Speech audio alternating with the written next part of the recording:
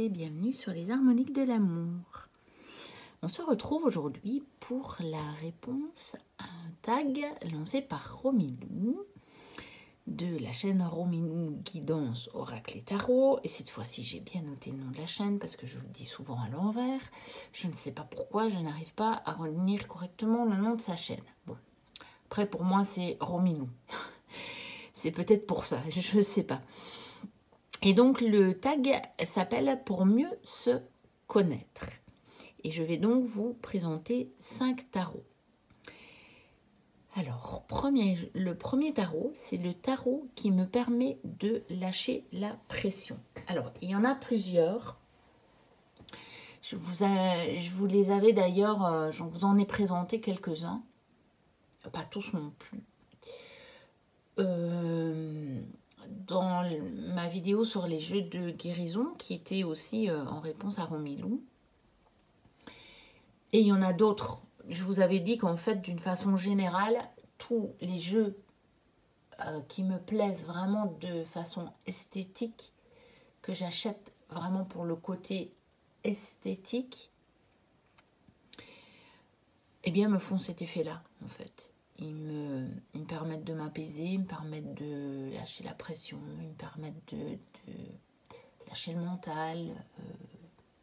Voilà, ils me réconfortent, ils me font du bien, ils me permettent de me détendre, enfin, tout ça quoi. Et là, j'ai choisi de vous présenter un jeu qui me fait effectivement cet effet-là, mais je ne sais même pas si je vous l'ai déjà présenté. Et c'est un tarot qui s'appelle le Naturoscape. Il est disponible sur MPC, moi je l'ai acheté d'occasion. Et vous voyez, il arrive dans une boîte toute blanche et je l'ai décoré avec des petits autocollants que j'avais achetés, déjà pour le reconnaître. Parce que j'en ai une ou deux de boîtes toutes blanches comme ça, et après, à force, je ne sais plus les jeux qui sont dedans. Alors, le dos est comme ceci. J'ai vraiment que les 78 arcanes, les 78 arcanes. Pas une seule carte de présentation ou quoi que ce soit. Et pour me rappeler le nom, le Naturoscape, j'avais dû aller rechercher. Je crois que c'était sur le site ou enfin je sais plus, mais même ça je ne savais pas. Il n'y a pas. Le nom n'apparaît nulle part. Et je ne sais plus qui l'a créé. Du coup, il faudrait que j'aille revoir une fois tout ça et que je le note sur la boîte parce que c'est dommage. Mais là, je ne peux pas vous en dire plus. Je sais qu'il est disponible sur MPC, donc si vous voulez aller voir, vous aurez quand même toutes les infos. Et c'est un tarot particulier parce que il n'est composé que de paysages. Et donc, c'est effectivement un tarot qui peut très très fort m'apaiser. Vous savez que quand on a l'occasion d'aller dans la nature, ça fait un bien fou. Comme je vous disais dans je ne sais plus quelle autre vidéo, quand c'est l'hiver, moi, j'ai pas envie de sortir, il fait trop froid. Et donc, c'est le genre de jeu qui peut m'aider. Puis parfois, j'ai pas l'occasion. J'ai pas suffisamment de temps, ou bien je peux pas quitter la maison parce que ma fille est là et qu'elle a des devoirs à faire. Enfin, peu importe les raisons, mais parfois je peux pas. Et donc c'est le jeu qui fait cet effet-là. Et c'est aussi un jeu qui me sert quand je vais me balader et que j'ai l'intention de me poser quelque part pour faire des tirages. C'est un des jeux que j'ai tendance à prendre parce que fatalement, il convient tellement bien. Et je le trouve absolument magnifique. Voilà. Le 4 de bâton avec ce cerisier en fleurs comme ça. C'est magnifique. Et la qualité est très bonne. Les cartes sont relativement souples. C'est plutôt une qualité à l'américaine, on va dire. Mais elles sont comme un peu glacées. Et vous voyez le dos est très très vert, très très nature. C'est logique pour un tarot qui s'appelle le Naturoscape. Et donc vraiment un jeu qui m'aide à lâcher la pression. Ensuite, le tarot qui me fascine.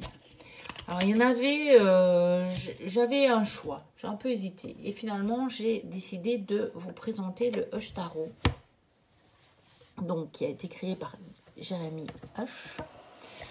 Et il me fascine pourquoi? Déjà, son dos. Je trouve que son dos est déjà très, très fascinant. Je ne peux pas vous dire pourquoi, c'est un ressenti, c'est pas très, très rationnel. Mais vous voyez, il y a déjà pas mal de, je sais pas, on pourrait dire des arabesques, ouais, tout ça. C'est déjà assez chargé.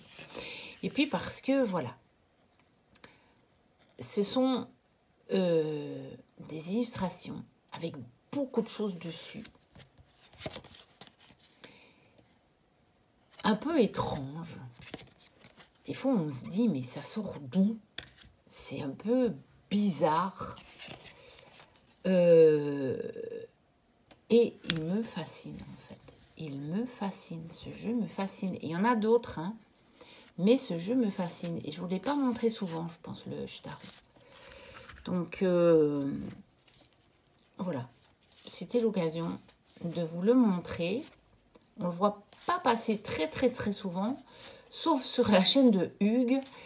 Parce que il est fan de ce tarot. Et je comprends pourquoi. Parce que moi aussi, je suis fan. Et quelque chose d'autre qui me fascine aussi sur ce tarot, c'est que vous voyez, vous avez des fonds très foncés, comme celui-ci, des fonds plus clairs, des fonds presque blancs, des fonds blancs cassés, des fonds verts. Vous voyez, les fonds sont de différentes couleurs, en fait. Et je trouve ça fascinant aussi. Parce que parfois, on peut avoir ça. Parce que on peut avoir différentes couleurs, parce que ça a un lien avec les illustrations, mais ici, pas nécessairement. Après, je ne dis pas que ça ne correspond pas à l'illustration, si, c'est tout à fait assorti. Mais on aurait pu envisager cette carte-là avec un fond d'une autre couleur, je pense, en tout cas. Je ne peux pas l'expliquer, c'est un ressenti. Et c'est vraiment un jeu qui me fascine. Et il est magnifique. Hein. À vous le remontrer comme ça, je me dis, mais qu'est-ce qu'il est beau ce jeu, mais qu'est-ce qu'il est beau. Sublime. Et puis, il a des illustrations très différentes. On peut trouver, comme ceci, une simple coupe. Il y a des oiseaux, il y a beaucoup d'oiseaux. Vous voyez, mais il peut y avoir des genres de presque de fées, on va dire. Et puis vous pouvez encore avoir, je viens de l'avoir passé là, vous voyez, des personnages de la sagesse hindoue. Donc, vous voyez, là, on a la chouette, le hibou pour l'ermite. Là, on a de nouveau un personnage. Donc, il y a des... Il explore des... Là, on a des lapins. Des choses très très différentes et je le trouve vraiment fascinant. Voilà, c'est un jeu qui me fascine, vraiment, réellement. Alors, le tarot qui m'aide à pardonner. Alors là, je vous dirais presque bien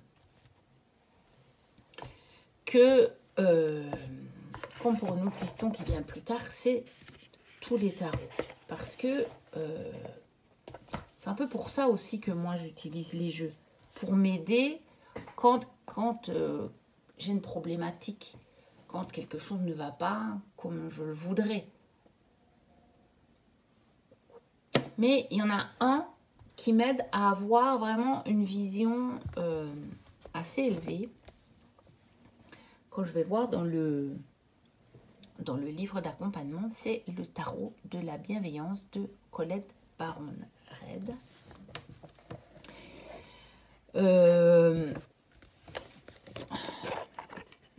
Déjà parce que j'aime beaucoup ces illustrations. Je le trouve très doux.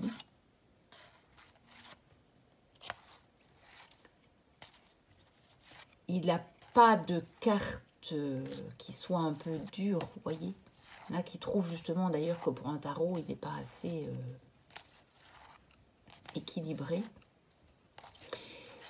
Mais justement, c'est un tarot que je vais sortir pas pour n'importe quel questionnement, justement. Quand je veux savoir quoi faire, mais vraiment pour avancer, pour quelque chose que je sens plus dynamique, je ne vais pas prendre celui-là. Mais celui-ci, il peut très fortement m'aider, justement, quand je sens que j'ai besoin de prendre de la hauteur sur la situation. Quand justement, oui, il y a quelque chose que je sens bien qu'il faut que je me pardonne. Quelque chose qui touche une blessure en moi. Et donc, fatalement, c'est souvent quelqu'un qui la réveille, hein, parce que c'est souvent comme ça que ça se passe. Mais ça ne peut être réveillé que si c'est en moi. Si c'est pas en moi, ça ne me fera aucun effet, en fait. Hein. Et donc, c'est un tarot qui m'aide quelque part à guérir mes blessures. Et si je guéris mes blessures, ça veut dire que je me pardonne. Et ça veut dire que je pardonne à l'autre. Parce qu'à partir du moment où vous arrivez à prendre du recul sur vos blessures, le pardon, il vient. Il n'y a plus lieu. Et je voulais en profiter pour dire que il y a des gens qui disent qu'il y a des choses qui ne sont pas pardonnables. Mais moi, je ne prends pas le pardon dans le sens de valider ce qui a été fait. Il y a des choses qui sont invalidables. Le pardon, c'est pour soi qu'on le fait. C'est pour ne plus donner une énergie qui nous plombe à la situation. C'est pas pour autant qu'on va cautionner la situation qui s'est passée. Jamais. Il y a des choses incautionnables. Jamais, jamais, jamais, jamais on le cautionnera. Mais on dira, ok, ça s'est passé. C'est inacceptable. Maintenant, est-ce que je laisse ça encore mettre du négatif dans ma vie ou pas? Non. Voilà. Et en fait, du coup, si vous voulez, on prend la situation comme si nous, on ne l'avait pas vécu. Je vous explique. Je prends par exemple l'exemple du viol. Un viol, c'est inacceptable, c'est impardonnable, c'est incautionnable. Mais moi, qui n'ai jamais vécu cette situation, je n'ai rien à pardonner. Vous voyez, sur le viol. Mais je ne le cautionne pas. Par contre, ça ne me prend pas d'énergie dans ma vie, puisque j'ai la chance, l'immense chance de n'en avoir jamais vécu. Eh bien, je pense que le pardon, en fait, c'est ça. Vous voyez, vous trouvez la situation toujours absolument inacceptable, incautionnable, invalidable, mais elle, par rapport à vous, la situation ne vous prend plus de mauvaise énergie. Voilà, je voulais en donner simplement ma vision du pardon, parce que justement j'entendais Romilou qui en parlait, et c'est vrai que quand on a été très blessé, c'est difficile, hein, parce que nos blessures sont très très très très très très très profondes. Mais réellement, je pense que le pardon dont on parle en spiritualité n'a pas la même signification que pour, on va dire, la majorité des gens. C'était ça, en fait, que je voulais justement vous expliquer. Voilà. Alors, le tarot qui me fait peur. Comme je disais à Romilou en commentaire, je vais avoir du mal à en trouver un. Et c'est vrai. J'ai aucun tarot, ni aucun jeu, d'ailleurs, qui me fait réellement peur. Parce que je ne l'aurais pas acheté. Si je voyais un jeu qui me faisait peur, je n'achèterai pas, tout simplement. Mais j'ai quand même sorti un jeu, et c'est celui-ci. Et c'est un jeu qui me met mal à l'aise un petit peu, en fait. Bien qu'il s'appelle le tarot du bien-être. Alors, le coffret est un peu plus grand, donc je vais voir si je peux remonter un petit peu la caméra, sans faire tout tomber. Voilà. Et donc, il me met mal à l'aise par rapport à ces illustrations. Parce que je ne suis pas du tout fan des squelettes. Vraiment pas, en fait. Mais en fait, il y a une anecdote avec ce tarot. Je ne sais pas pourquoi. Je l'avais vu présenter. Je n'avais pas dû regarder les vidéos d'assez près. Je ne sais pas. Franchement. Je ne me rappelle pas. Je sais que j'avais vu des vidéos faites, et notamment, je pense que c'est par Nat de la chaîne Angel Daina, et qui était admiratif de ce tarot. Et donc, je l'ai acheté sans vraiment me rendre compte de ce qu'il y avait sur les illustrations. Mais je ne le regrette pas, et comme vous pouvez voir, je l'ai gardé en fait. Et en le recevant, j'ai été bien étonnée de voir qu'en fait, il y avait des crânes dessus et des squelettes. Et que c'est pas trop mon truc en fait. Et en même temps, il y a des fleurs, ce qui est déjà beaucoup plus mon truc. Et alors le mélange des deux, comment vous dire, ça me fait une impression bizarre. Et en même temps, je me dis, je le garde. Parce que j'ai probablement quelque chose à travailler là-dessus. Je ne sais pas. J'ai quelque chose à travailler là-dessus, probablement. Et donc, je le garde. Et en plus, je trouve que le livret d'accompagnement est très, très bien fait. Ce qui était dit aussi dans les vidéos. Hein. Et voilà. Donc, on ne peut pas dire qu'il me fasse peur, d'accord? Mais il met un peu mal à l'aise. Ce qui est un comble pour un jeu qui s'appelle le tarot du bien-être. N'est-ce pas? Mais bon, ça c'est mon anecdote à moi, en fait. Ensuite, je remettrai en place après, parce que sinon ça ne va pas le faire. Le dernier jeu, c'est le jeu qui m'aide à vaincre mes blocages. Alors, je vais vous dire un petit peu la même chose que pour le tarot qui m'aide à pardonner. C'est que tous mes tarots m'aident à vaincre mes blocages. C'est une de leurs utilisations que j'en fais. Mais disons que celui-ci, avec celui aussi des archanges que j'ai, celui des anges gardiens maintenant que j'ai, et puis celui de la sagesse des anges, qui n'a pas été fait par Dorine Virtue, mais uniquement par Adley Valentine, puisqu'il l'a fait après que Dorine ait abandonné tout ce qui touchait à la cartomancie. Et bien, de par les messages qui sont sur les cartes, m'aident à dépasser la situation plus vite, on va dire. Quand je vous ai présenté mes jeux, je vous ai expliqué pourquoi je les appréciais. Et donc, c'est parce que justement, ils donnent déjà la vision pour débloquer. Après, le reste, avec un autre tarot, eh bien, c'est un travail que je fais moi-même, bien entendu. Hein, de dépasser justement cette situation qui m'est montrée par les cartes. Mais celui-là, on va dire qu'il fait une partie du job pour moi. Par exemple, vous voyez, je vous avais montré, parce que je ne l'ai pas réutilisé depuis, hein,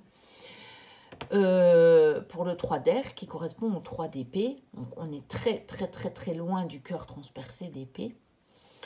Mais ça dit quand même une grande tristesse.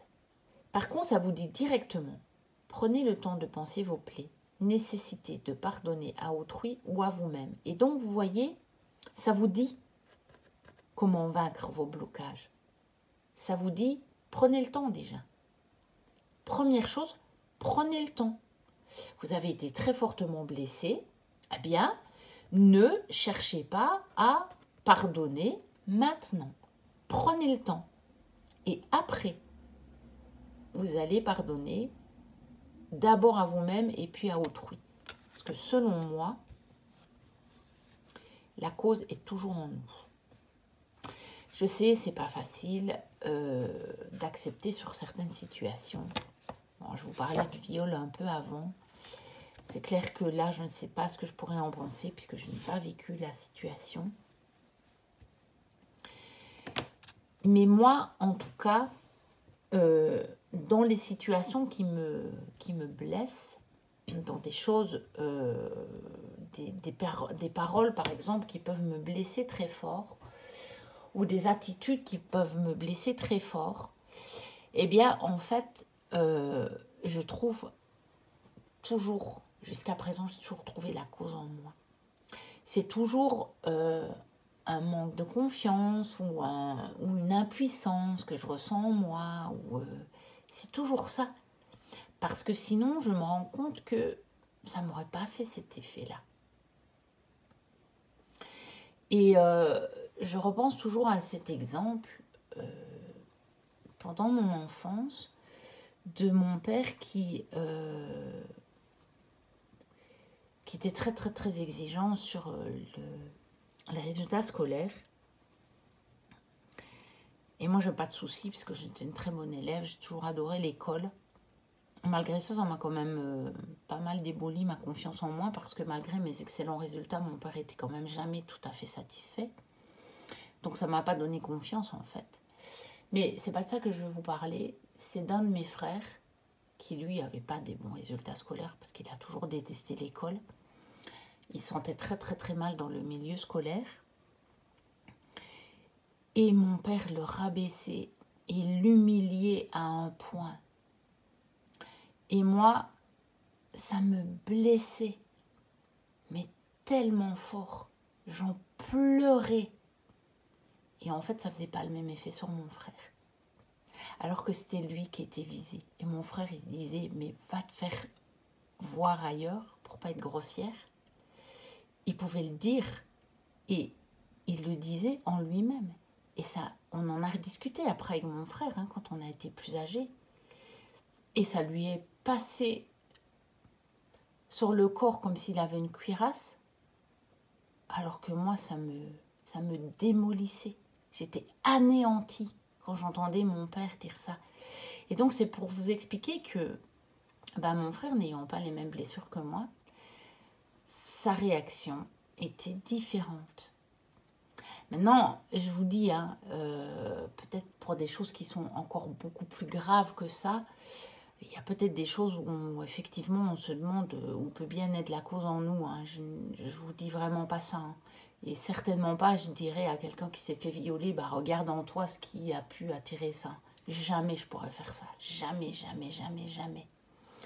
Mais ce que je voulais vous dire, c'est que parfois, quand des situations vous blessent, en fait, juste dites-vous, oui, mais c'est peut-être juste parce que, en fait, c'est parce que moi, j'ai une mauvaise opinion de moi. Parce que si j'avais une bonne opinion de moi, eh ben, j'en aurais juste rien à faire de ce qu'on vient de me dire. J'y croirais pas, en fait.